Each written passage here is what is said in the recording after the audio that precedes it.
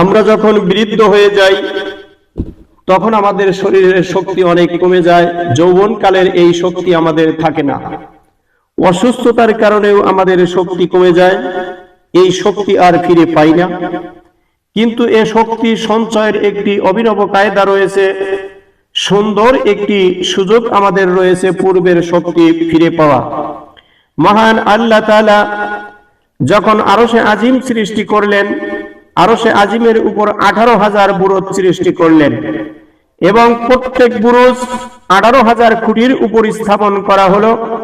প্রত্যেক খুঁটির উপর 1,000 করে ঝাড় তৈরি করা হয়।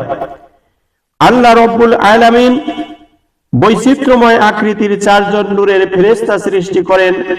ওই 4 জন ফেরেশতাকে আরশে আজিম উঠানোর জন্য আল্লাহ তাআলা আদেশ দেন। আদেশ পেয়ে তারা সর্বশক্তি দিয়ে আরশ উঠানোর চেষ্টা করেও ব্যর্থ হয়, উঠাতে পারে না।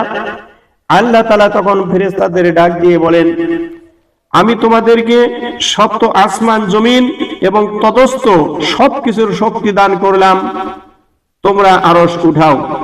এই নির্দেশ পেয়ে ফেরেশতারা পুনরায় আরশ উঠানোর চেষ্টা করে, কিন্তু তখনও তারা ব্যর্থ হয়।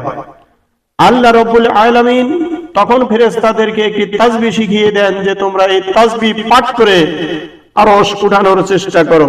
তাসবিহটি হলো সুবহানাজিল মুলকি ওয়াল মালাকুতি সুবহানাজিল ইজ্জতি ওয়াল আযমাতি ওয়াল হাইবাতি ওয়াল কুদরাত ওয়াল কামালি ওয়াল জালালি ওয়াল জামালি ওয়াল কিবরিয়াই ওয়াল জাবারুত সুবহানাল মালিকিল হাইয়িল্লাযী লা ইয়ানামু ওয়া লা ইয়ামুতু আবাদান আবাদান সুবহান কুদ্দুসুন রাব্বুনা ওয়া রাব্বুল মালাইকাতি ওয়ার রূহ। হাদিস শরীফে এসেছে, এই তাসবিহ পাঠ করে যখন 4 জন নূরের ফেরেশতা আরশে আজিমে হাত দেয়, উঠানোর একটু চেষ্টা করে, আল্লাহ তাআলার কুদরতে সঙ্গে সঙ্গে আরশে আজিম তাদের কাঁধের উপরে উঠে যায়।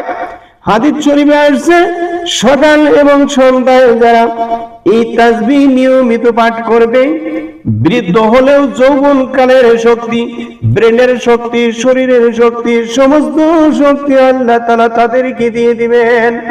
অসুস্থ থাকা অবস্থায় যদি কেউ সকাল এবং সন্ধ্যায় এই তাসবিহ পাঠ করে, মহান আল্লাহ তাআলা শারীরিক এবং ব্রেনের সমস্ত শক্তি তাকে ফিরিয়ে দিবেন।